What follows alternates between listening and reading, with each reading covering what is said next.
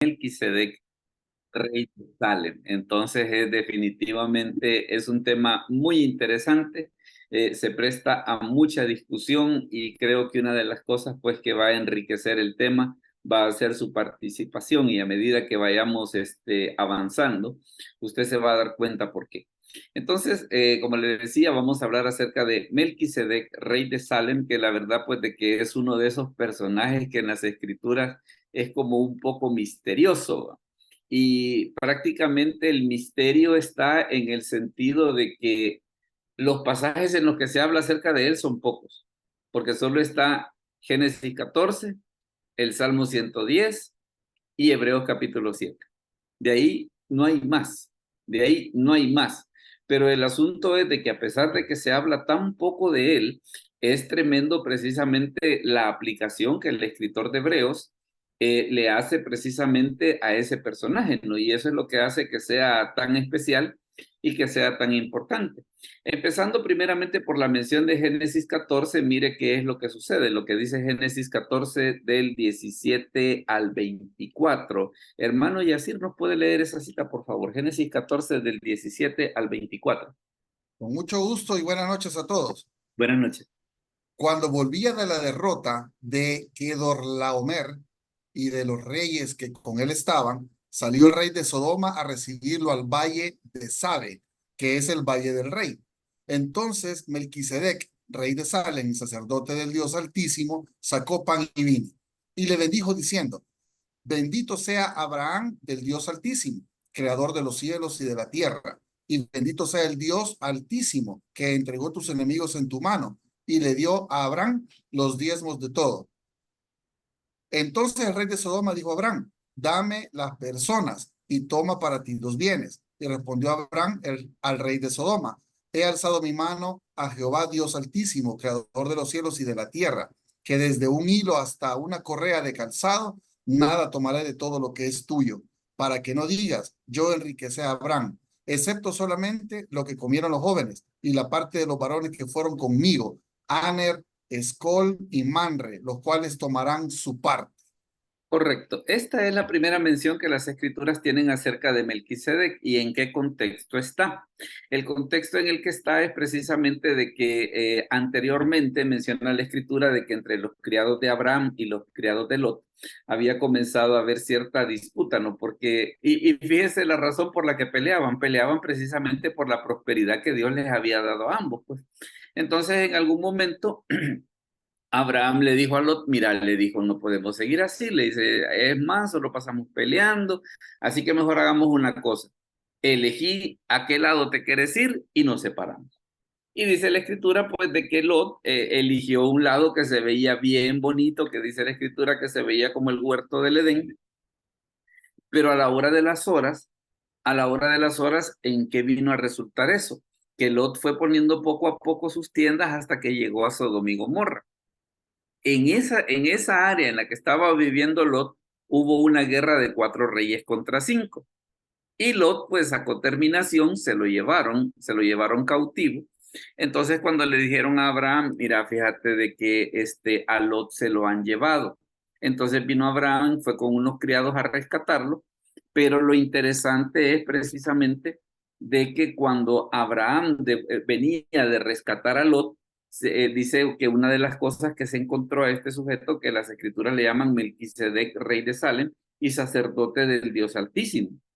Y bueno, y la otra cosa es de que una de las situaciones que se dio, una de las situaciones que se dio precisamente es que usted ve que dice, que dice la escritura que una de las cosas que hizo este Melquisedec fue que bendijo a Abraham. Lo bendijo y una de las cosas que después Abraham responde, va, en el versículo 22, y respondió Abraham al rey de Sodoma: He alzado mi mano a Jehová, Dios Altísimo, creador de los cielos y la tierra. ¿Verdad? Entonces, esa es digámosle así, la interpretación que en ese momento le da Abraham al personaje que acababa de ver. Ahora bien, ¿y el nombre de Melquisedec qué significa? El nombre de Melquisedec lo que significa es rey de justicia. Eso es lo que el nombre de Melquisedec significa, Ahí usted puede ver acá, aquí donde estoy pasando el puntero, que puede ver tanto cómo se escribe en el hebreo sobre cómo también se escribe en el griego. Entonces, Melquisedec lo que significa es rey de justicia. Y cuando habla acerca de Salem, o Salem, como dicen algunos, Salem es el nombre anterior de Jerusalén.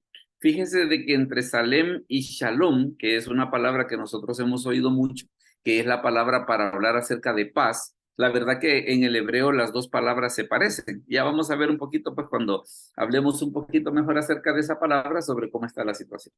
Entonces, la primera mención de Melquisedec es este momento, cuando Abraham vuelve de rescatar a Lot.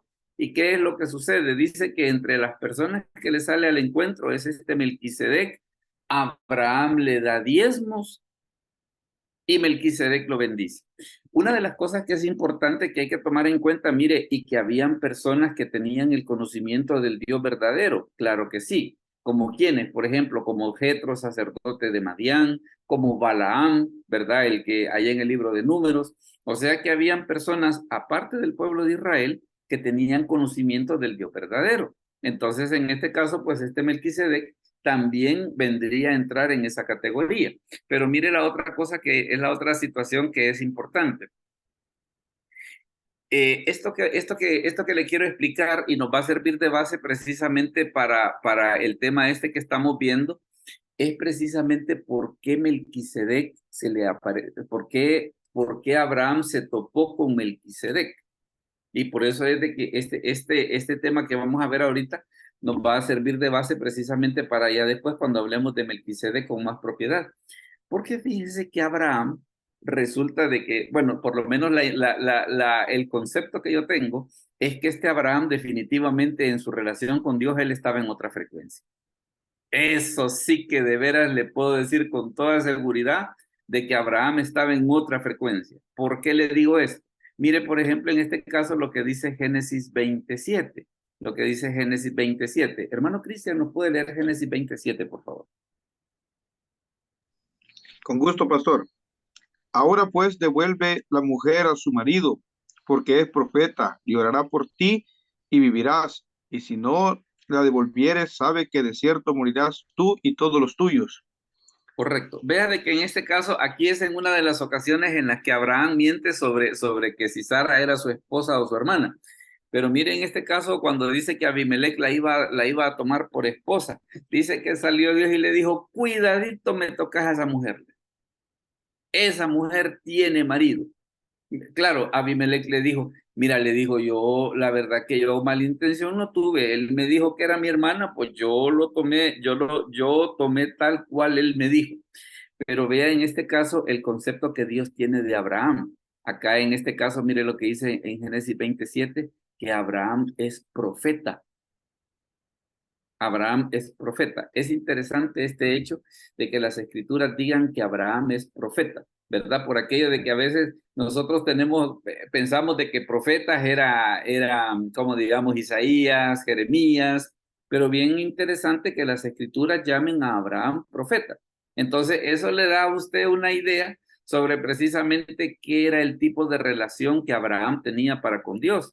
Y ahora mire, por ejemplo, lo que dice Juan 8:56. Hermano Hernán, ¿será que nos puede leer, por favor, esa cita de Juan 8:56? Amén y buenas noches a cada uno. Bueno, Abraham, vuestro padre, se gozó de que había de ver mi vida, mi día, y lo vio y se gozó. Amén. correcto. Vea qué interesante de que Jesús dice de que Abraham vio su día. Por eso es que le digo de que es que este Abraham como que andaba en otra frecuencia. Este andaba en otra frecuencia, porque entre otras cosas, primero, ¿qué es lo que sucede? La escritura le llama profeta. Jesús en Juan 8:56, ¿qué es lo que dice? Abraham, vuestro padre, se gozó de que había de ver mi día y lo vio y se gozó. O sea que en el caso de Abraham, vaya, en el Antiguo Testamento la gente se salvaba creyendo en el Mesías que había de venir, va. Pero en este caso, ¿qué es lo que sucede? Viene Jesús, dice, mire, Abraham vio mi día, dice, y se gozó. Entonces, en ese aspecto le diré, la relación que Abraham tenía con Dios, definitivamente que era en otra frecuencia. Y precisamente estamos hablando acerca de esto, para ver por qué fue que Abraham habló con Melquisedec, pero tiene que ver precisamente con esa situación del tipo de relación que Abraham tenía con Dios. Otra cosa que también nosotros podemos notar respecto de Abraham es que usted ve que en Lucas 16, cuando se habla acerca del rico y Lázaro, cuando dice que el rico está con aquello de que envíen a Lázaro para que Lázaro moje la punta de su dedo en agua y refresque su lengua, ¿con quién está hablando? Con Abraham. Con Abraham. Entonces, ¿puede usted darse cuenta la magnitud de la relación, la magnitud de la relación que Abraham tenía para con Dios? Y mire, por ejemplo, en este caso, en Hebreos 11 del 8 al 10. Hermano Jaime, si nos lo puede leer, por favor. Hebreos 11 del 8 al 10. Palabra de Dios. Buenas noches, hermanos. Buenas noches, pastor. Bueno, Dice, por la fe Abraham, siendo llamado, obedeció para salir al lugar que había de recibir como herencia y salió sin saber a dónde iba. Por la fe habitó como extranjero en la tierra prometida, como en tierra ajena, morando en tiendas con Isaac y Jacob, coherederos de la misma promesa, porque esperaba la ciudad que tiene fundamentos, cuyo arquitecto constructor es Dios. Palabra de Dios. correcto. Mire esto que dice el escritor de Hebreos y mire lo interesante que es. Dice, dígame, hermano Jaime, perdón. Le veo con la mano levantada. Cuénteme. Pastor, nada más para completar quizás un poquito el contexto del la primera cita. Sí, Ahí estaba leyendo de que era un enfrentamiento entre reyes, 5 reyes contra 4 reyes. así es. Al parecer, en ese entonces pareciera que el rey de Sodoma y el de Gomorra estaban aliados con Lot. Sí, es que sabe qué fue lo que sucedió, de que como Lot se fue a vivir con ellos, y una de las cosas que sucedió, vaya, porque viene Abraham y lo rescata, y en el capítulo 19, cuando es la destrucción de Sodoma y Gomorra, ¿qué es Lot estaba metido ahí otra vez? O sea, era como para decirle, bueno, mira, sujete, y que no escarmentas, que ya viste que esta gente te está causando problemas y te volvés a meter con ellos, ¿verdad? Mira, como que mejor deberías de ver con quién te estás relacionando.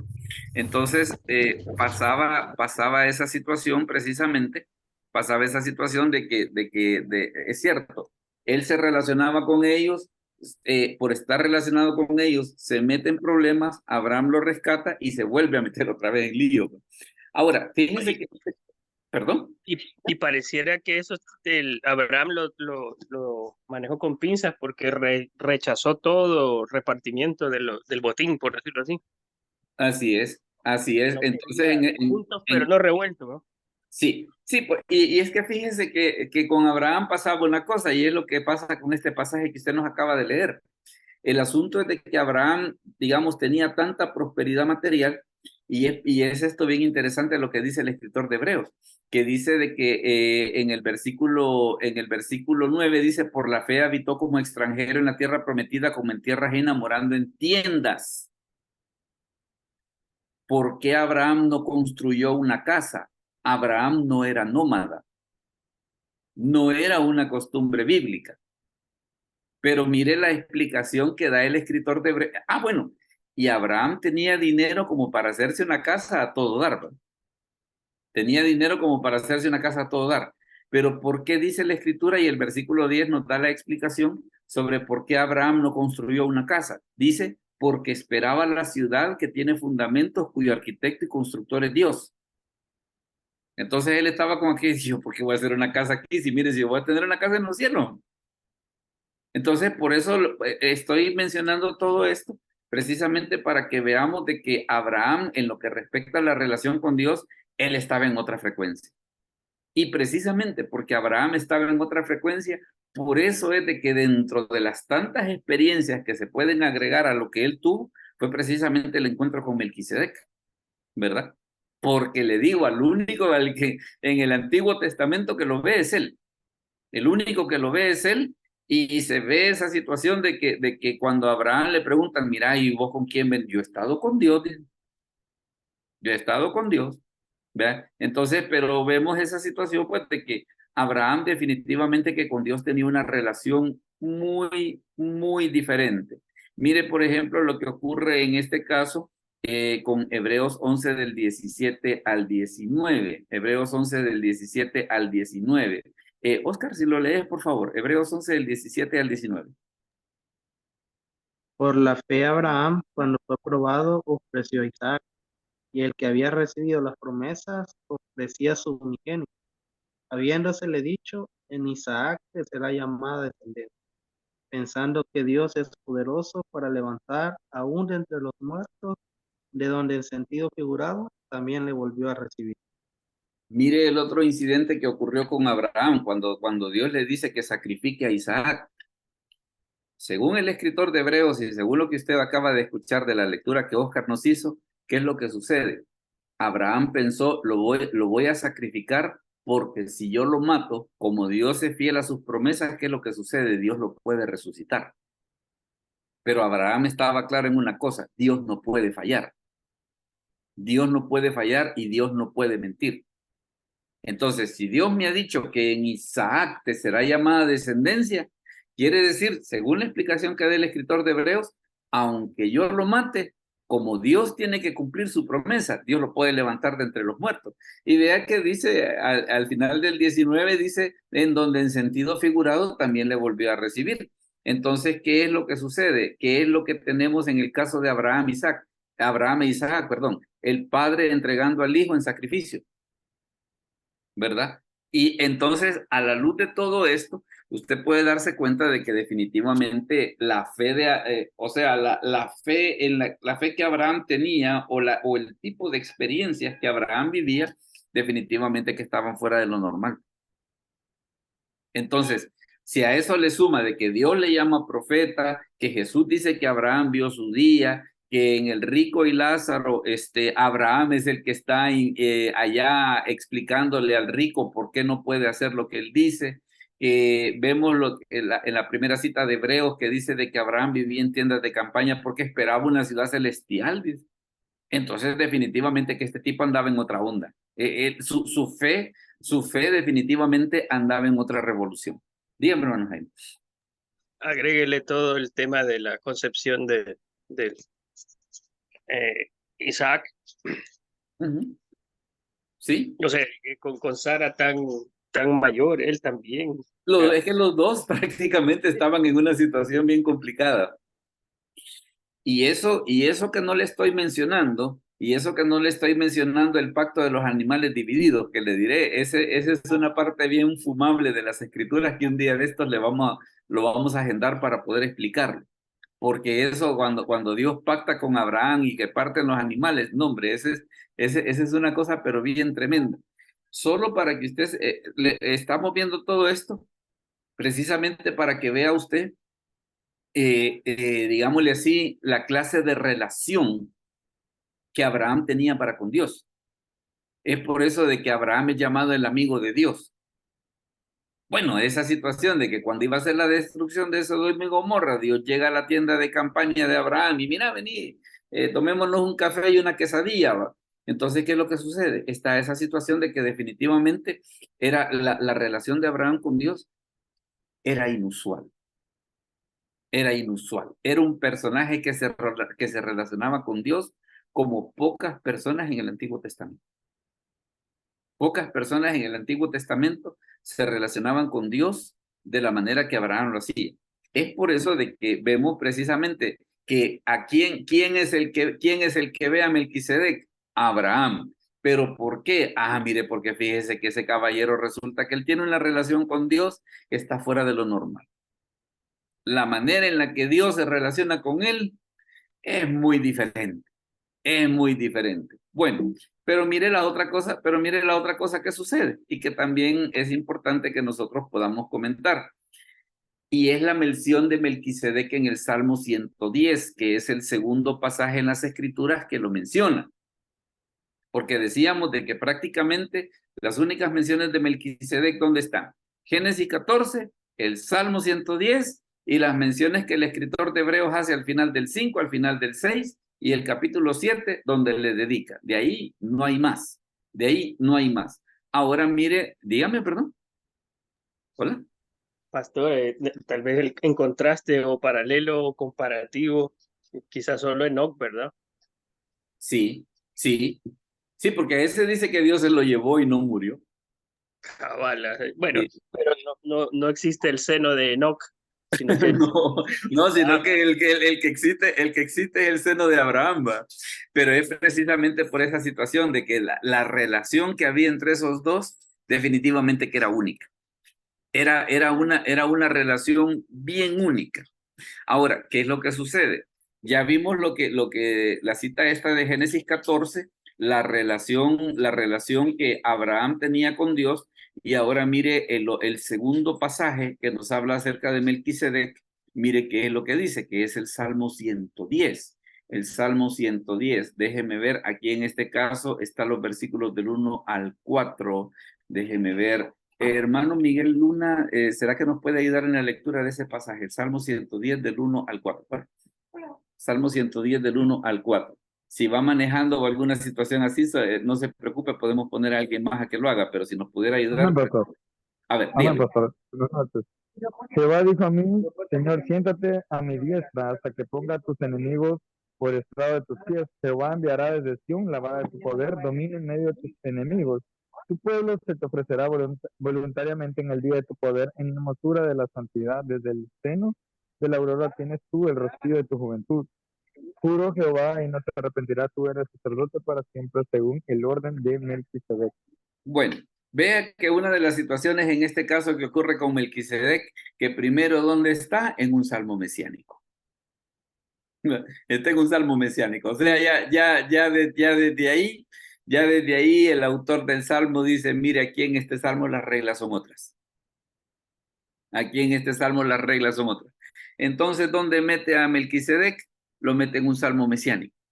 Y vea que dice, Jehová dijo a mi Señor. En este caso, cuando dice Jehová, es Dios Padre y mi Señor es Jesucristo, ¿verdad? O sea, ya desde ahí la relación que existe entre esos dos personajes, definitivamente que es diferente.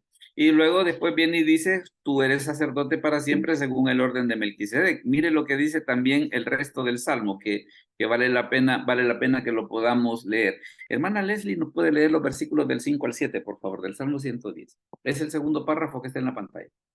Amén, pastor. El Señor está a tu diestra, quebrantará a los reyes en el día de su ira. Juzgará entre las naciones, las llenará de cadáveres, quebrantará las cabezas en muchas tierras. Del arroyo beberá en el camino, por lo cual levantará la cabeza. Correcto. Entonces no solamente se nos habla acerca de que Jehová dijo a mi Señor, que le decía en este caso es Dios hablando con Jesucristo, se le dice que tú eres sacerdote para siempre según el orden de Melquisedec, y la otra cosa que también dice el Salmo 110, hablando acerca de la batalla de Armagedón, donde dice que quebrantará a los reyes en el día de su ira. Mire qué salmo más coqueto. 7 versículos en los que relaciona precisamente a Jesucristo con Melquisedec. Ese es el segundo pasaje. Ese es el segundo pasaje que nos habla acerca de Melquisedec. Pero el asunto es de que a pesar de que los pasajes son pocos, existe esa tendencia general a relacionar a Melquisedec con la persona de Jesucristo, ¿verdad? Entonces, claro, fíjense que en las discusiones y precisamente cuando estaba sacando el material para este estudio, hay un comentario que creo que lo va a ver más adelante, que dice que hay quienes como que son demasiado exagerados, dice, al tratar de comprender ese pasaje, poniéndole una mística que no tiene, ¿va? Pero ya vamos a ir profundizando un poquito en la idea. Ahora mire qué es lo que sucede. Ya vimos Génesis 14, ya vimos el Salmo 110, y antes de ver el pasaje de Hebreos, vamos a centrarnos un momentito en cuáles son las teorías,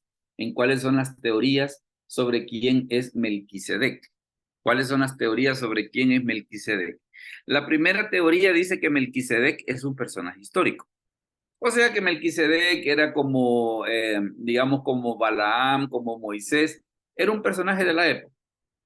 Hay quienes incluso han supuesto que Melquisedec era Sem, ¿verdad? Porque Sem vivió hasta cuando Jacob tenía, hasta cuando Jacob tenía 48 años. Entonces, por eso es que hay quienes han supuesto de que precisamente este Melquisedec pues era un personaje como cualquiera, que nada más aparece ahí en la historia bíblica, que mire, Abraham se lo encontró, se dio el incidente de Génesis 14 y punto, ¿verdad? Esa es, digámosle así, una explicación. Hay una segunda explicación que dice esta, que Melquisedec es un tipo de Cristo. Ajá, pero ¿y eso de que es un tipo de Cristo que se supone que significa? Fíjese de qué tipo, y aquí vamos a recordar un poco de nuestras clases de hermenéutica, qué tipo es una figura, dice, basada en una persona, una cosa o un evento que tiene importancia histórica en sí, pero que ha sido diseñado por Dios para representar algo todavía futuro. Esto tiene que ver precisamente con aquella cuestión de que hay quienes dicen Jesús no estaba en el Antiguo Testamento. En tipo sí, fíjese. En tipo sí. En el caso de Abraham sacrificando a Isaac, la serpiente en el desierto, la roca que el apóstol Pablo dice que la roca era Cristo. O sea, de que si empezamos a buscar por ese lado en el Antiguo Testamento, encontramos a Jesús en un montón de partes. Dígame, hermano Jaime. Ese concepto es el de cristofanía, ¿verdad? Sí, sí. Pero fíjese que hay una cosa, es que lo que sucede con esto del tipo y por qué razón hay quienes se inclinan de esa manera, que simplemente dicen, mire, existe semejanza entre uno y el otro, pero lo dejan hasta ahí, ¿verdad? O sea, de que en este caso, a veces cuando vienen y dicen, en el caso de Melquisedec es un tipo de Cristo, la respuesta, aunque suena bien interesante, pero hasta cierto punto no admite, fíjese, no admite que Melquisedec sea Cristo, ¿verdad? Sino que simplemente dice, Melquisedec era un personaje, Jesucristo es otro personaje, y entre los dos hay semejanzas. Entonces, esta explicación de decir de que Melquisedec es un tipo de Cristo, digamos que se queda hasta ahí, ¿verdad? Se queda hasta ahí. Yo las estoy exponiendo precisamente para que nosotros las conozcamos y para que después al final podamos llegar a un consenso. Ahora, ¿qué es lo que sucede? El tipo tiene tres características. Una es profético, la segunda es exclusivamente bíblico y la tercera contiene detalles significativos. Esa es la segunda teoría. Primero decimos que Melquisedec sea un personaje histórico. Segundo, que Melquisedec sea un tipo de Cristo. O sea que sencillamente hay semejanzas, pero es un personaje diferente. Y la tercera, que es la más interesante, lo que Jaime decía. Una cristofanía, o sea, Jesucristo antes de su encarnación. O sea que básicamente el pleito está por esas tres líneas. Veamos, dígame. De repente esto también va muy en línea con la filosofía o la costumbre judía de que cuando querían enfatizar algo, lo repetían y lo repetían y lo repetían. Y eso se ve hasta en los discursos de nuestro Señor Jesús. Cuando quería enfatizar algo, de cierto os digo, de repente era un acto preparatorio histórico para lo que venía, ¿no? Ajá, y es que fíjense que es lo curioso del caso, de que a pesar de que las menciones no son muchas, pero como que la relación es a Melquisedec y Cristo como que no se despega, pues. Como que no se despega, como que realmente se quisiera hacer el énfasis de que eso es. Entonces, ¿qué es lo que pasa? Básicamente, y le comento esto, recuerden pues de que el tipo de estudio que nosotros estamos dando pues no es tanto una predicación, sino una clase que precisamente lo que nos ayuda a nosotros es a formar criterios, de tal manera pues de que en nuestros ministerios o en nuestros trabajos de liderazgo, cuando enfrentemos esta situación, que tengamos una respuesta que decir, ¿verdad? Esa es una situación bien importante. Es por eso de que en este caso, en un pasaje tan polémico, porque es un pasaje polémico, en este caso, ¿qué es lo que sucede? Sencillamente lo que, ¿cómo se llama? Lo que estamos haciendo es exponer los diferentes puntos de vista. Déjenme ver qué han puesto por acá en el chat, algo que no lo alcancé a ver. Dice, ¿cuántos textos bíblicos hay sobre el origen de Melquisedec? Ah, ok. Estábamos hablando acerca de que, por ejemplo, las escrituras solo lo menciona en tres partes. Solo lo menciona en Génesis 14, el Salmo 110 y Hebreos capítulo 7, y eso es todo. No hay más. no hay más. Así que en ese aspecto le diré, Melquisedec nos deja en una situación, es como para agarrar al escritor, de Hebreos y decirle, hey, mira, y vos, ¿por qué no lo pudiste explicar mejor? ¿Por qué no lo pudiste explicar mejor, sino que nos dejaste en ese misterio? Pero bueno, yo una de las cosas que digo en la presencia de Dios hay que preguntar, mire, ¿quién es el escritor de Hebreos? Porque es la otra, ¿va? ¿Quién es el escritor de Hebreos? Ya cuando lo tengamos identificado, sentarnos unos 200 años con él para que nos explique 2 que 3 cositas, ¿va? Porque sí, definitivamente en la carta a los Hebreos como que se lució en dejar lío, ¿no? Eso que no le quepa la menor duda. Entonces, antes de seguir, estamos en esas 3 situaciones sobre quién puede ser Melquisedec. 1, un personaje histórico. 2, un tipo de Cristo. Al decir un tipo de Cristo, solamente es que hay semejanzas. Esa es la idea básica del tipo de Cristo. Y la tercera, que sí sea Jesucristo. Esos son, digámosle así, los 3 puntos importantes o las 3 posibilidades. Ahora, ¿qué pasa entonces si nos vamos al capítulo 7 de la carta a los Hebreos, que es el tercer pasaje? Que es el tercer pasaje que habla acerca de esto. Fíjense que en este caso, déjeme hacerle mención acerca de cuál era la opinión de Juan Calvino, porque Juan Calvino es considerado precisamente como el teólogo más brillante de la época de la Reforma. Y mire lo que sucede con este sujeto. Mire lo que dice Calvino. Dice, la primera semejanza está en el nombre, porque no fue sin un misterio que fue llamado el Rey de la Justicia. Porque aunque este honor se le atribuye a los seres que gobiernan con moderación y equidad, sin embargo, esto pertenece realmente solo a Cristo, que no ejerce la autoridad con justicia como lo hacen los demás, sino que también nos comunica al justo de Dios. En parte cuando nos obliga a ser considerado justo por una reconciliación gratuita, y en parte cuando nos renueva por su espíritu para que podamos llevar una vida santa y santa. Luego se llama el Rey de la Justicia debido a lo que él hace al difundir la justicia de todo su pueblo. La segunda semejanza que declara el apóstol es que en cuanto al reino de la paz, esta paz de hecho es el fruto de esa justicia que él ha mencionado. Por lo tanto, se deduce que donde sea que se extienda el reino de Cristo, debe haber paz como la encontramos en Isaías 2:1 y en otros lugares. Pero como la paz entre los hebreos significa también un estado próspero y feliz, puede ser aquí.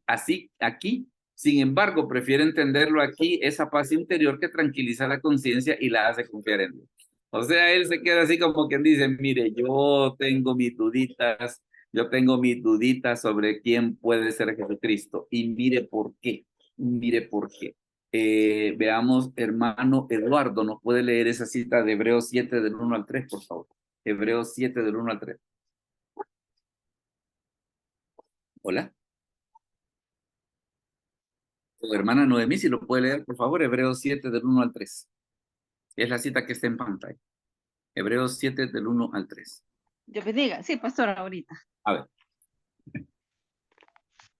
Dice la palabra de Dios, Hebreos 7 del 1 al 3, porque este Melquisedec, rey de Salem, sacerdote del Dios Altísimo, que salió a recibir a Abraham, que volvía de la derrota de los reyes, y le bendijo, a quien asimismo dio a Abraham los diezmos de todo, cuyo nombre significa primeramente rey de justicia, y también rey de Salem, esto es, rey de paz, sin padre, sin madre, sin genealogía, que ni tiene principio de días, ni fin de vida, sino hecho semejante al Hijo de Dios, permanece sacerdote para siempre. Ok, hermano Jaime, dígame. Pastor, ¿tendrá una intención, pero así muy descarada? Muy valga la descarada. redundancia, que dice que cuando regresaba de la derrota de los reyes, o sea, no decía sobre la victoria, ¿será porque estaba aliado con los que no debía de estar? Podría ser. No se me había ocurrido, pero me parece una idea muy interesante. Me parece una idea muy interesante que pueda deberse a eso. Pero mire el juego que hace el escritor de Hebreos. El escritor de Hebreos dice, mire, dice, Abraham, dice, se encontró con Melquisedec, dice, Y una de las cosas que hizo Melquisedec fue bendecir a Abraham. Y hemos visto anteriormente el tipo de relación que Abraham tenía con Dios. Pero según esto que está diciendo el escritor de Hebreos, Melquisedec está arriba de Abraham. Que eso ya es decir bastante, ¿verdad? Que eso ya es decir Pastor, bastante.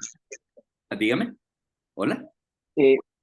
Pastor, buenas noches. Disculpe la Buenas noches. interrupción. No, no se Algo preocupe. que me... La idea, le comento que la idea es esa, se puede dialogar. Esa es la idea. Cuénteme. Dice, si no-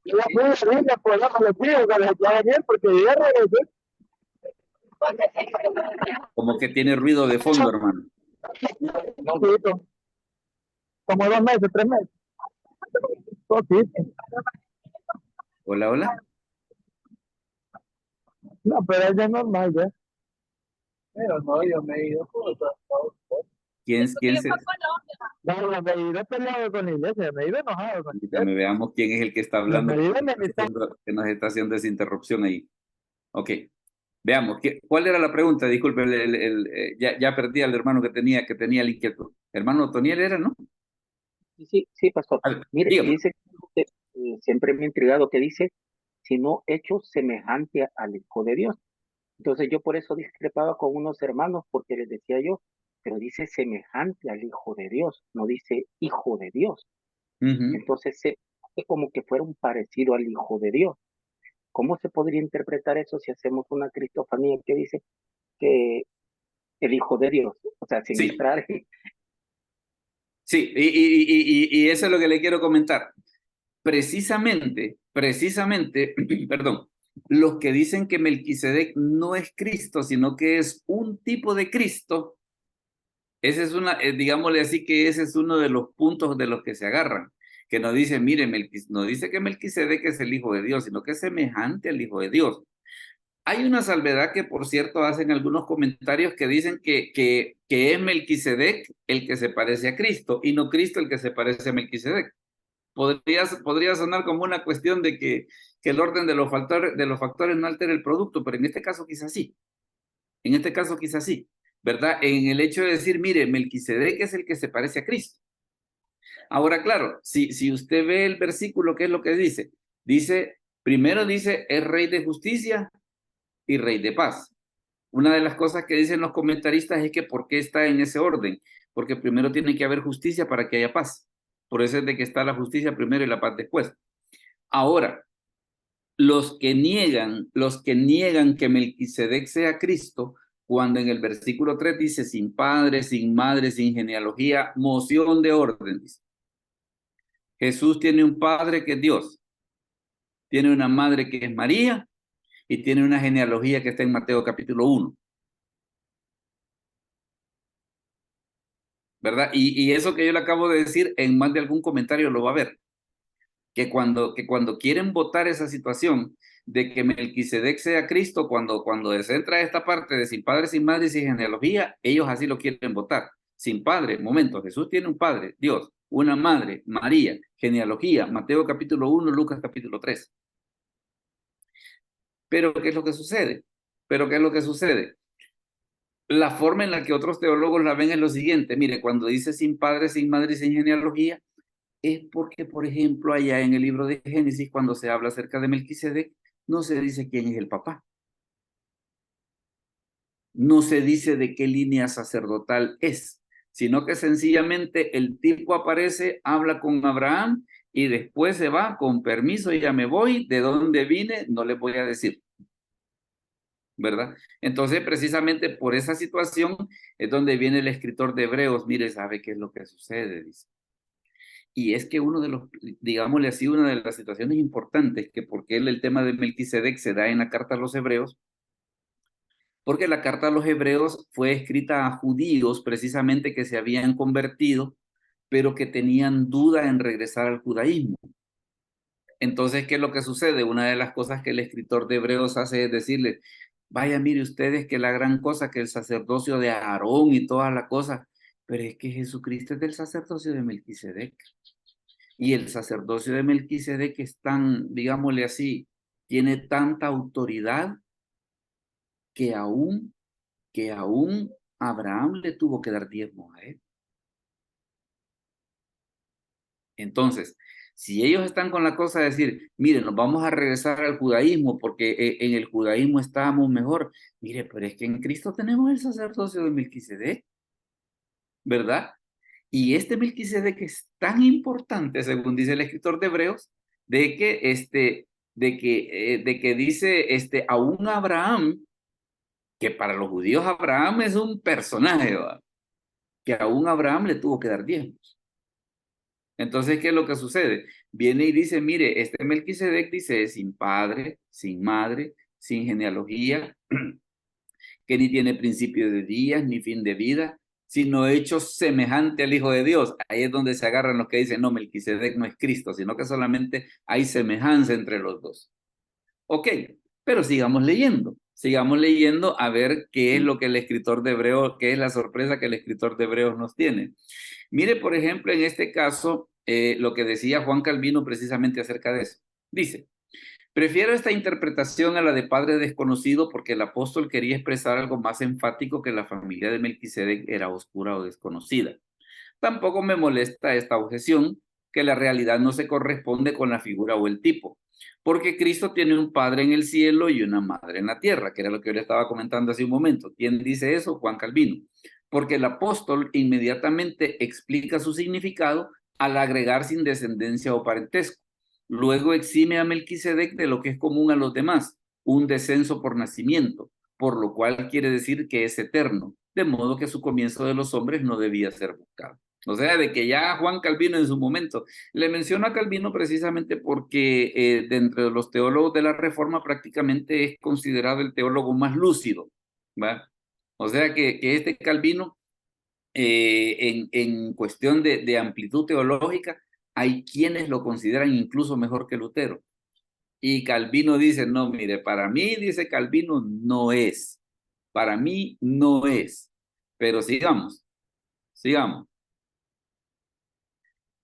Hay un comentario que es el que le quiero mostrar ahorita, que es el comentario siglo XXI, así se llama, comentario bíblico siglo XXI, y mire lo que dice. Aquí hay unas ideas que es interesante que podamos retomar. Dice, el nombre de Melquisedec significa rey de justicia, y de hecho de que era rey de Salem, que deriva del hebreo Shalom, paz, significa que era rey de paz.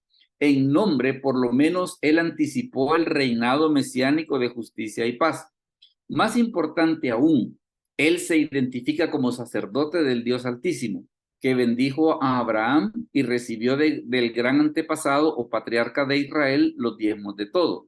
Además, en el registro de las Escrituras, Melquisedec fue sin padres, ni madre, ni genealogía, no tiene principios de días, ni fin de vida. Aparece de la nada y desaparece sin dejar rastro. Ahora mire lo que la otra cosa que dice el comentario siglo XXI, y ahí se lo he marcado en amarillo. En términos técnicos, es un tipo o modelo de Cristo. Cuando usted oiga que dan esa explicación, lo que están queriendo decir es de que Abraham y Cristo solo se parecen, pero no admiten que Melquisedec sea Cristo, ¿verdad? Entonces, por eso yo le hacía mención respecto de que existen esas tres teorías. Y mire en este caso la otra situación que tenemos por acá. ¿Y qué dirán los católicos? ¿Qué dirán los católicos? Le voy a poner ahorita el comentario católico de George Haydock. Y mire lo que dicen los católicos respecto de este dilema en el que estamos encerrados. No es que no tuviera padre, pero que ni su padre, ni su linaje, ni su nacimiento, ni su muerte están consignados en las Escrituras. No es que estuviera sin padre y madre, dice San Jerónimo, porque el mismo Cristo no estaba sin padre según su divinidad, ni sin madre en su humanidad. O sea, lo mismo que dice Calvino, también los católicos andan por la misma idea. Pero debido a que su genealogía no se da en Génesis como la de los otros patriarcas, se le presenta abruptamente sin ninguna mención de su nacimiento o de su muerte. En Melquisedec, todo era profético y figurativo de Jesucristo. Y sin duda Abraham en este patriarca vio a Jesucristo en espíritu y se regocijó de que todas las naciones de la tierra fueran a ser bendecidas en él. Abraham, tu padre, deseaba mucho, dice nuestro Señor a los judíos, ver el día de mi venida, lo vio y se llenó de gozo. Juan 8:56. O sea que según este comentario católico, pues Melquisedec sí es Cristo. Que Melquisedec sí es Cristo. Y el cumplimiento de Juan 8:56, según como lo entiende este comentario católico, se dio ¿en qué momento? En el momento en el que Abraham habló con Melquisedec. Y por eso es que Melquisedec dice, no, momento, yo ahorita vengo de hablar con Dios. A quien yo he visto es a Dios. ¿Verdad? O como decía Jaime, esa palabra que es una manera de decirlo, de la cristofanía. Entonces, ¿qué es lo que sucede? Viene Abraham y dice, mire, yo vengo de hablar con Dios. Y en este caso, pues este comentario católico también anda por la misma línea. Ahora bien, este es el último comentario que le voy a enseñar y de ahí nos vamos a meter a los pasajes bíblicos. Pero fíjese que este comentario de Ellicott, Ellicott es uno de los teólogos ha sido uno de los teólogos más respetados de los tiempos modernos. Y mire lo que dice este Ellicott. Dice, una leyenda judía conservada en los últimos Targums del Pentateuco, pero no en el Targum de Ónkelos, lo identifica con el patriarca Sem. O sea que según una leyenda judía, Melquisedec era Sem. Y muchas conjeturas de una fecha posterior, estimuladas por el notable lenguaje de estos versos, han sido mucho más salvajes en su extravagancia, dice. Puede ser que el resultado de estas especulaciones haya sido investir este capítulo de un misterio que no le pertenece.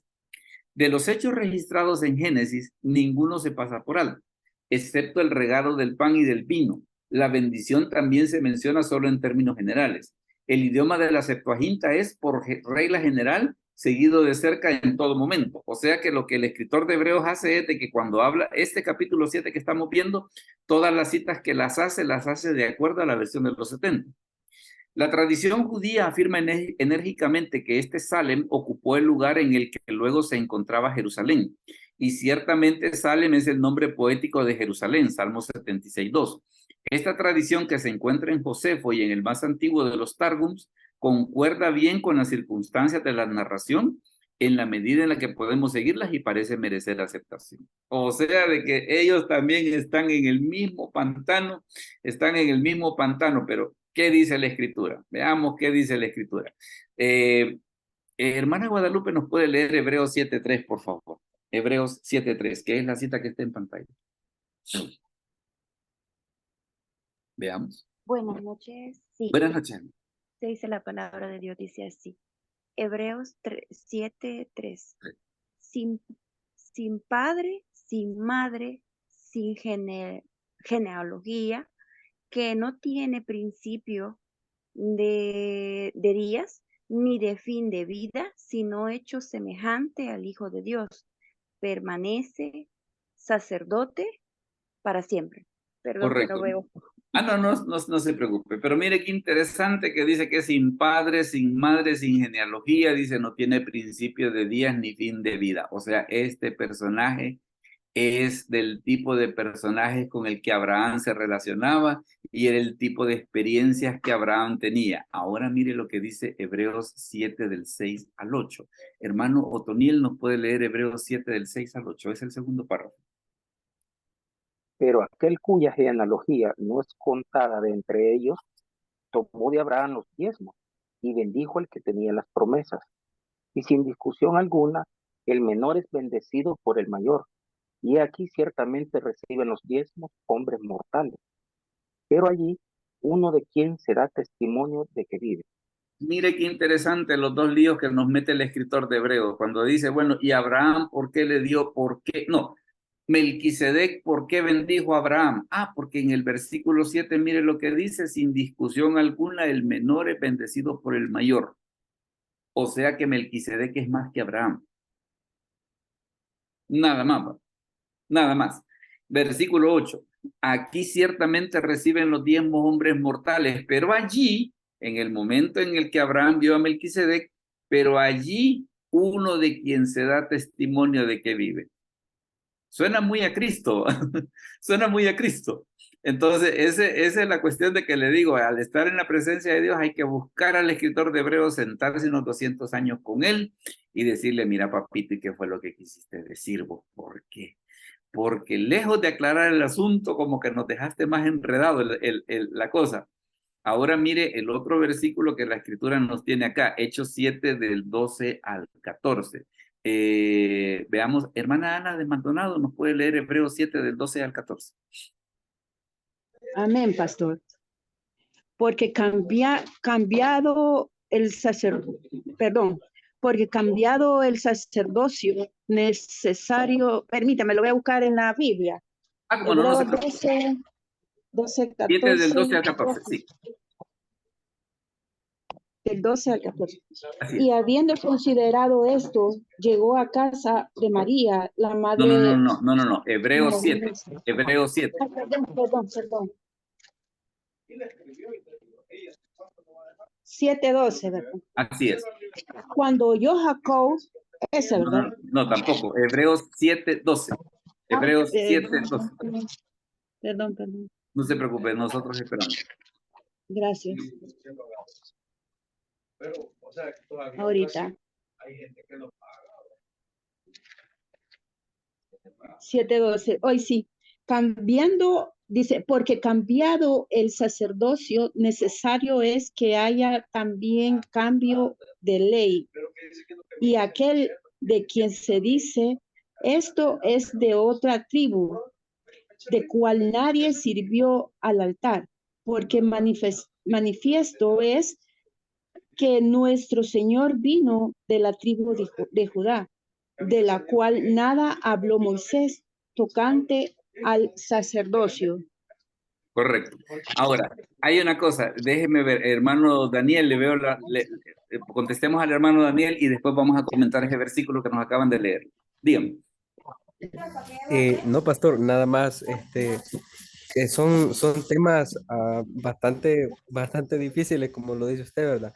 Pero también quizás lo mismo acontece con aquel pasaje donde se menciona de que los cuervos le dieron de comer a Elías. Unos dicen que fueron las aves, otros dicen que fueron los árabes. Entonces, pero pienso yo, pastor, que como mencionaba el hermano en una cristofanía, creo que mencionó, Sí. ah, puede ser así como también aparecieron los tres personajes que fueron a hablar con Abraham y comieron con él ahí. Pienso que pudiera ser, ¿verdad? Que Dios Mire, es muy yo en lo para personal, hacer cosas así, ¿verdad? claro, Nada más, claro. un comentario nada más. No, y de eso se trata, de eso se trata. Yo en lo personal me inclino en que Melquisedec sea Cristo. Yo. Pero entiendo que también hay otras teorías que hay que respetar, ¿verdad? O sea, Sí, mi punto de vista es que Melquisedec es Cristo, el mío. Pero también, por eso estamos diciendo, mire, hay quienes dicen que fue un personaje histórico, hay quienes dicen que es un tipo de Cristo, para que no lo asusten, pues aquello de que, mire, a mí solo así me habían enseñado y resulta que hay otra posición. No, hay otra posición, pues, hay otra posición. Pero fíjense, por ejemplo, lo que en estos, los últimos versículos que nos acaban de leer. ¿Se ha fijado que muchas veces se dice de que cuando Cristo muere en la cruz y que el Evangelio dice de que el velo se rasgó en dos, es porque Jesucristo entró con su sangre para presentarle en el lugar santísimo? Pero Jesús no podía hacer eso, porque Jesús era de la tribu de Judá y los sacerdotes eran de la tribu de Leví. Entonces legalmente Jesús no podía hacer eso. Pastor, Pero, dígame, a ver. disculpe que le interrumpa, pero entendería, yo comparto su idea ahorita lo que está hablando de Cristo, pero aquí en hebreo, porque cambiado el sacerdocio, yo opino que como estaba bajo el sacerdocio de anterior, pero Cristo es un nuevo sacerdocio que vino. Y que dice que haya cambiado, que también cambio de ley. La ley cambió. ¿Por qué? Porque antes estaban por las obras y en base a todos los reglamentos que tenían los judíos, y ahora cambió la ley por fe. Entonces, allí cuando habla del cambio de ley, según creencia, ¿verdad? Y aquel quien dice, y como no se mencionó, como usted lo menciona, que Jesús no venía de la tribu de Leví, tenía que haber un cambio, tenía que haber No, un y cambio para... esa era la idea que yo quería completar. Esa era la idea que yo quería completar. De que, ¿qué es lo que sucede? Jesús, por no ser descendiente de Leví, no podía hacerlo. Pero por ser su sacerdocio según la orden de Melquisedec, sí podía hacerlo. Que es precisamente la explicación, que es precisamente la explicación que da acá el escritor de Hebreos, porque dice, y aquel de quien se dice esto, o sea, hablando acerca de Cristo, es de otra tribu de la cual nadie sirvió al altar, la tribu de Judá, porque manifiesto es que nuestro Señor, o sea, aquí no hay duda de quién se está hablando, porque manifiesta que nuestro Señor vino de la tribu de Judá, de la cual nada habló Moisés tocante al sacerdocio. ¿Por qué Jesús sí pudo presentar su sangre en el lugar santísimo como hacían los sacerdotes? No lo hizo como parte del sacerdocio de Leví, sino que lo hizo como parte del sacerdocio de Melquisedec, y así sí podía hacerlo. No sé si me doy a entender en esto, ¿verdad? Sí. Claro, entendido. Por eso habla del cambio de sacerdote. Por eso es el cambio, por eso es el cambio. Y precisamente son ese tipo de cosas las que le digo, a mí en lo personal me hacen inclinarme ante la idea de que Melquisedec sí sea Cristo. Pero también entiendo y respeto que hay puntos de vista diferentes al mío, ¿verdad? O sea, yo entiendo que hay, imagínense, y personas de peso como Juan Calvino, ¿verdad? Que personas como Juan Calvino dicen que no, ¿verdad? O el otro comentario de Ellicott que estábamos viendo ahí, que dice que no, ¿verdad? Entonces, ¿qué es lo que sucede? Pero lo que sí llama la atención es precisamente la manera en la que el escritor de Hebreos hace ese juego, ¿no? En el sentido de decir, mire, ¿sabe por qué Jesús sí pudo presentar su sangre en el lugar santísimo, a pesar de que él era de la tribu de Judá? Lo pudo hacer porque él no era sacerdote según Leví, sino que era sacerdote según el orden de Melquisedec, y por eso sí lo pudo hacer. Y la otra cosa que creo que le va a sonar bien interesante, en el Antiguo Testamento los tres oficios más importantes eran estos: el profeta, el sacerdote y el rey. Repito, eran el profeta, el sacerdote y el rey. La única persona en la Biblia que es las tres cosas es Jesucristo, ¿verdad? Porque Moisés dice, profeta como yo os levantará el Señor, es profeta. Es sacerdote según el orden de Melquisedec y es rey de justicia. La única persona en las escrituras en las que se ven los tres títulos es Jesucristo, que es profeta, es sacerdote y es rey. Hermano Jaime, dígame, perdón. Pastor, en base a lo hablado y expuesto, quizás el rol principal de Melquisedec en las escrituras es justificar el aspecto sacerdotal de nuestro Señor en la consumación. En su sacrificio. ¿Hola? Que le decía que de repente, como conclusión, el rol principal de Melquisedec en las escrituras es justificar o dar sustento del rol como sacerdote que nuestro Señor desempeñó en el plan de Dios. Claro. Esa es ahí. Pero le digo, yo le doy vuelta al asunto y para mí, mi opinión, hago la salvedad, mi opinión es que Melquisedec sí es Cristo. Pero pero ¿por qué le menciono los otros puntos de vista? Le menciono los otros puntos de vista para que si usted los escucha, que no se sorprenda, ¿verdad? Que no es aquello de que, a mí me habían dicho que. No, mire, hay otros puntos de vista. Y le cuento, es esta altura de la historia y no lo hemos resuelto. Es esta altura de la historia y no lo hemos resuelto. Yo en lo personal, precisamente por todo lo que estamos viendo ahorita, la relación que Abraham tenía con Dios y toda la cosa, yo me inclino por la idea de que Melquisedec sí sea Cristo. Hermana Daisy, dígame, por favor. Buenas noches a todos. Dígame, hermana. Fíjese, hermano, que a mí me llamó la atención el día que usted dijo del tema Sí. y muchas veces en las iglesias muy poco se hablan sobre temas tan específicos como aquí, ¿verdad? Gracias a Dios tenemos este espacio. Pero yo comencé a investigar sobre el nombre que me llamó poderosamente la atención. Y dentro de los comentarios que encontré era uno del paralelismo de Jesucristo, de lo cuestionado que es ese punto, ¿verdad? Pero alguien comentó, en un comentario aparecía que en uno de los libros de apócrifos de Enoch está que Zen había sido engendrado por el Espíritu Santo. Ah, qué curioso. Y que eso era y ese había sido Melquisedec.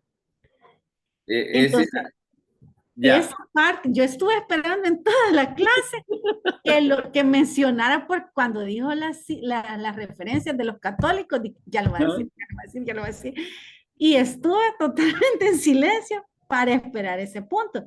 Sin embargo, yo ni siquiera sabía que había un libro apócrifo de Enoch, fíjese, ni siquiera lo sabía. Ahora, mire, pero hermana Daisy, le quiero comentar una cosa. Fíjese que aquí tengo a mi asesora teológica, que es mi hija, y me está dando porque ella ya leyó ese libro y me dice que efectivamente eso es así o sea, que en el libro de Enoch está esa mención que usted me está diciendo. Ya me lo confirmó ella. Ya me lo confirmó. Es que yo lo googleé porque dije, no voy a hablar una tontería, ¿verdad? Ah, correcto. Y sobre todo ahora que nos exponemos tanto, pues, a cosas, ¿verdad? Pero lo otro que me llama la atención es lo siguiente. Abraham tenía una posición económica, social y política. Sí. Donde él estaba, la tenía. Desde que Dios lo llamó para que se fuera, él ya tenía esa posición. Ya era don Abraham. Y no, materialmente el tipo vivía muy bien. Sí. El tipo vivía muy bien. Pero fíjese que lo que yo quiero argumentar ahora es que la poca socialización que se identifica con otros personajes dentro del Génesis y otras partes de la Biblia es mínima en socialización. Sin embargo, con Melquisedec, ese clic que se hace, o sea, como que usted va a una fiesta y de pronto como que el espíritu, o a la iglesia, y el espíritu le hace un clic con alguien. Y sabe por qué tal vez Abraham era un poco antisocial, tal vez así como usted lo está planteando. Mire hasta dónde llega. Abraham abre unos pozos y dice que la gente de alrededor lo cerró. Mire, como que hay que ser un poco idiota para cerrar un pozo. Entonces, ¿cómo? Es que era rarito. No, es que Abraham abrió los pozos, pero los de la gente... No, por eso, pero es que la agarraba feo de nada, pero yo conocí a su siervo, la verdad. Entonces, ¿qué es lo que sucede? ¿Quiénes eran los otros vecinos de Abraham? Sodoma y Gomorra. O sea, que él estaba rodeado de locos, usted. Él estaba rodeado de locos. Y aún así, fíjese que la atmósfera externa interrumpe mucho, ¿verdad? Pero aún así, cuando le dice ese punto que le dice, y si hubieran tanto, no lo harían. Y si hubieran tanto, tenía un grado de humanismo. Bueno, y que todavía viene Dios y dice, y siendo que Abraham va a heredar la tierra, yo creo que le puedo decir lo que voy a hacer. Imagínese usted la cherada que había entre Abraham y Dios. Exacto, o sea, por eso le digo, a mí, yo no me quiero casar con nada, ¿verdad? Porque algún día llegaré al cielo y será ahí Allá vamos a hacer esa pregunta, pero le digo, perdón, dígame. Pero sí, al identificar la personalidad de él y ese tipo de relación que se da con Melquisedec, deja mucho que creer que sí había un Cristo dentro de Melquisedec. por el que ellos a mí tenían me esa da esa idea. relación. A mí me da esa Gracias, idea. hermano. Bueno, hermano Otoniel, dígame. Hola. Pastor, antes de hacer dos comentarios. A El ver. primero, ¿en qué parte del judaísmo o del pueblo de Israel menciona Melquisedec? No en la Biblia, según el libro de ellos. Ese tengo una duda. Sí. Porque si ellos lo mencionan para tomar de base, porque a veces ellos son mucho más amplios que la Biblia cristiana de nosotros. Sí. Entonces, esa es una pregunta. ¿En qué parte de los libros sagrados de ellos o la creencia de ellos está escrito sobre Melquisedec? Y dos, tal vez haciéndole un poco, no de sermón a la hermana, pero dice que Abraham era antisocial. Pero ahí podemos ver que el trato era con Dios, podemos ver que él estaba apartado para Dios y nos vamos un poco más allá. Y por eso quizás él, al conocer a Melquisedec, como dice la hermana, hizo ese clic con Melquisedec, porque él, a pesar que estaba rodeado por Sodoma, Gomorra, otras tribus que tenía muchos dioses, él estaba apartado para Dios, o sea, comunión aparte con Dios, tal vez hizo que con Melquisedec hiciera ese clic, ¿verdad? Porque tenía apartado para Dios. Correcto, correcto. Ahí en pantalla usted puede ver, mire, en el primer párrafo donde que ese es el comentario de Ellicott. Este Ellicott, hay varios que están en esa misma categoría de Ellicott. Hay uno que se llama Trégeles también. Está este Ellicott, que son de la gente sesuda, son de la gente sesuda de los tiempos modernos. Y miren lo que dice. Una leyenda judía conservada en los últimos Targums del Pentateuco, pero no en el Targum de Ónkelos, lo identifica con el patriarca Sem. Ahora, ¿por qué los judíos no pueden hacer la relación con Cristo? Porque como para ellos Cristo no es el Mesías, por eso es que ellos no pueden hacer ese enganche. Entonces, ¿qué es lo que tratan de hacer? Y lo que tratan de hacer es de explicarlo de otra manera. En este caso, según este Targum, que este Targum son como comentarios del Antiguo Testamento. En ese caso, ¿cómo lo ven ellos? Ellos dicen era Sem. Así lo entiende ese Targum, pero no lo pueden relacionar con Cristo, porque como para ellos Cristo no es el Mesías, entonces no pueden hacer ese empalme. Veamos primero Jaime Rivas y después hermana Claudia. Pastor, pero la paternidad de Sem yo creo que está bastante bien definida en las escrituras, ¿o no? Sí. No, pero para que conozcamos de que hay otras opiniones diferentes, pues en este caso sobre la pregunta que estaban haciendo hace un momento de que cómo lo entendían los judíos en su literatura, ellos lo entienden como Sem, ellos. Pero ya es muy interpretación de ellos, pues. Ya es muy interpretación de ellos. Pero al margen de la interpretación, o sea, lo que pasa es que en algún momento se mencionó de que Sem había sido engendrado directamente por Dios. Ah, no, pero no, las escrituras son bien claras cuando dice que era hijo de Noé. No, Claro, no, o sea, no, nada que ver, no nada cabe. que ver. El único que en las escrituras es engendrado virginalmente es Jesucristo, el único. Así que ahí en ese sentido ya cualquier discusión por esa vía como que no va a ir a un callejón sin salida definitivamente. Hermana Claudia, dígame, perdón. Sí, pastor, buenas noches. Perdón, yo me voy uniendo ahorita, voy saliendo de clase, pero no sé si comentaron dónde quedaba la ciudad de Salem, porque dice que Melquisedec era sacerdote de Salem. Sí, Hay fíjese referencia para saber dónde queda. Sí, fíjese de que más atrás está en las notitas y cuando esté el video subido lo puede ver, que era el nombre anterior de Jerusalén. Ah, ok, gracias. Era el nombre anterior de... O sea, es que es lo que le digo, de que porque hemos estado en ese ínterin de que aunque hemos expuesto que hay tres diferentes teorías, una que sea un personaje histórico, la otra que sea un tipo de Cristo y la otra que sea Cristo, estamos explicando las tres precisamente porque como la idea es, entiendo que estamos hablando con gente que ya está en el ministerio, que lo que busca es amplitud de criterio.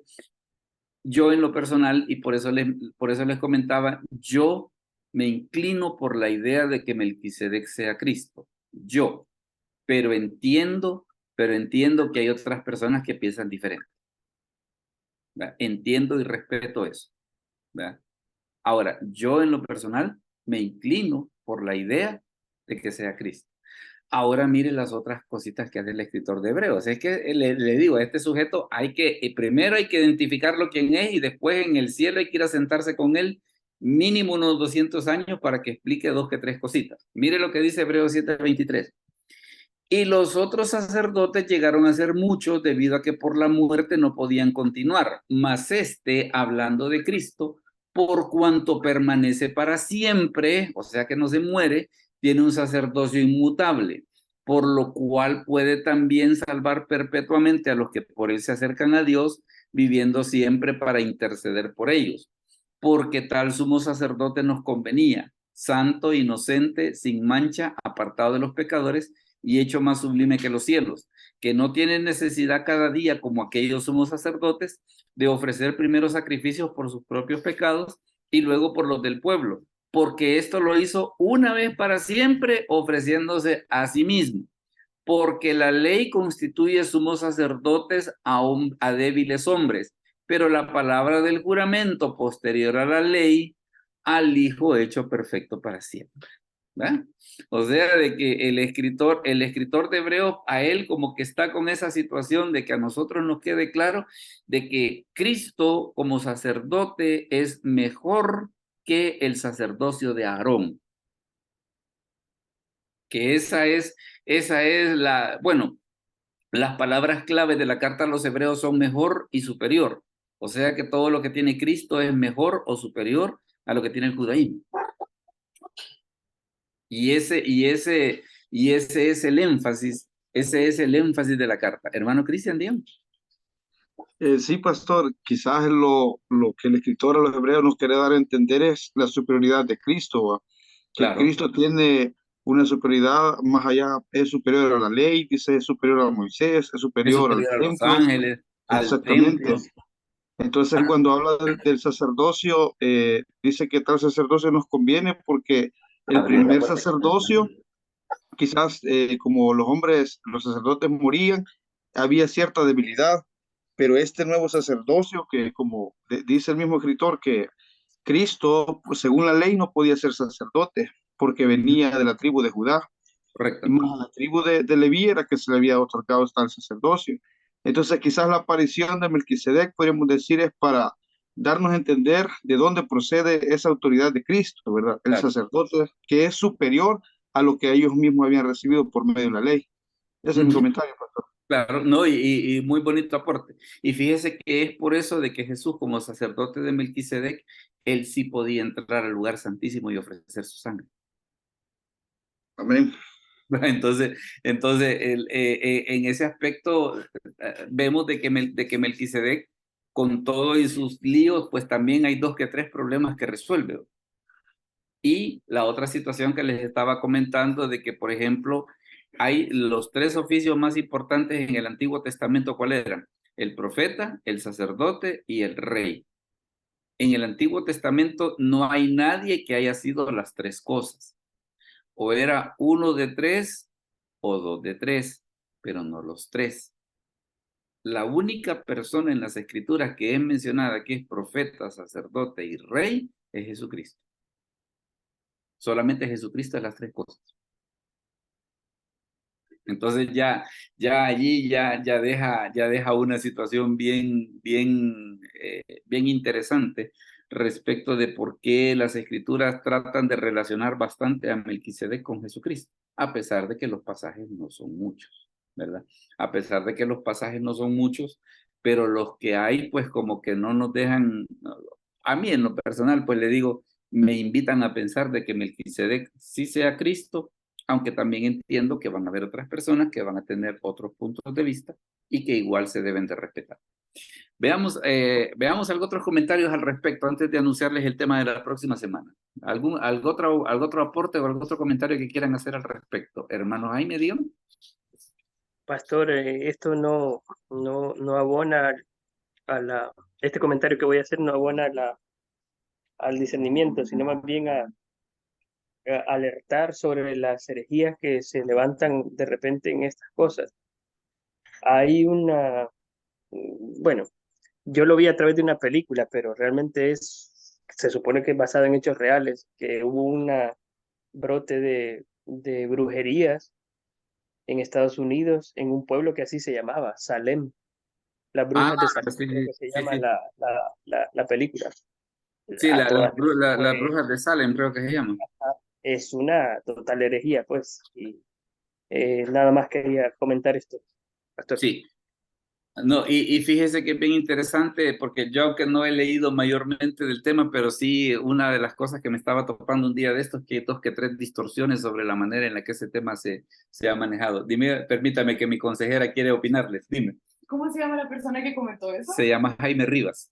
Hermano Jaime, disculpe, la cuestión con lo de Salem es que en sí es un solo distorsionamiento histórico, porque en parte por mis concepciones religiosas del catolicismo, se acusaban a mujeres principalmente o a personas en general de practicantes de brujería, pero por cuestiones que no se tenían conocimiento en ese entonces, como enfermedades, esquizofrenia. Entonces, cuando las personas veían a otras que estaban enfermas, entonces decían, ay, no, ellos practican brujería, o cuando veían un niño como con mal comportamiento, ellos practican brujería. Entonces se suele como confundir, Tergiversar, digamos. ajá, el contexto histórico con lo que realmente pasó. Hicieron una gran matazón de gente pensando que era brujería, pero solo era como epidemias que habían en el entonces. Gracias, ese era el aporte. Hermana. Esa es la voz de mi teóloga de cabecera. Bueno, solo para enriquecer el contexto o los argumentos de la teóloga de cabecera. A ver, dígame. En Alemania hubo una competencia desleal de la producción de cerveza. Parece que en un momento en Alemania, en ese tiempo, que era entre el medioevo y el modernismo, florecieron mucho las cervecerías que eran gerenciadas o lideradas por mujeres. Y empezó esa bola negra de decir de que las mujeres eran brujas y no sé qué, obviamente promovido por productores de cerveza hombres, que obviamente llevaban una desventaja a la hora de servir, de servir a los hombres. bebedores, Sí. hombres, sus productos. Y fue una bola negra horrorosamente mal llevada que llevó a atrocidades asociadas a esto, ¿no? De que eran brujas. Entonces, eso creo que fue una extensión de esta ola que se produjo en Europa y llegó a América. Una de las cuestiones por las cuales también pasó eso es de que se acusaba mucho a las mujeres que eran médicas. Entonces, porque en esos tiempos se creía de que solamente se tenía que confiar en Dios y no tenían que intervenir nadie más por los enfermos, sino que era como, oremos y esperemos a ver qué pasa. Entonces surgió como un movimiento de mujeres que decía, sí, oremos y confiemos en Dios, pero también apliquemos lo que nos ha enseñado la ciencia, porque ellas creían de que la ciencia se relacionaba con Dios.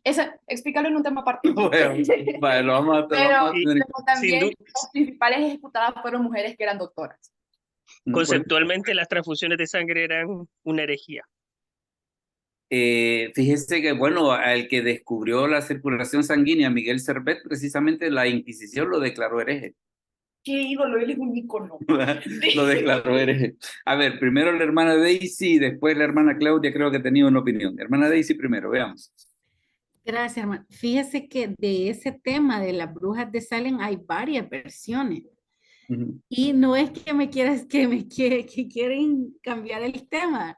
Correcto. Sino que abonando lo que dijo el hermano inicialmente, que nosotros de pronto, por la moda, adquirimos algunas tendencias teóricas y le desvirtuamos una frase o un concepto que no tiene nada que ver con lo que realmente se originó, porque el nombre de Salem en este caso está enfocado a una geografía.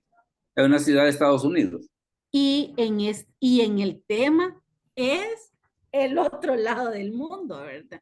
Claro. Entonces, son tópicos que es muy interesante visualizarlos desde la geografía y la geología que ocupan en ese momento y en esa historia.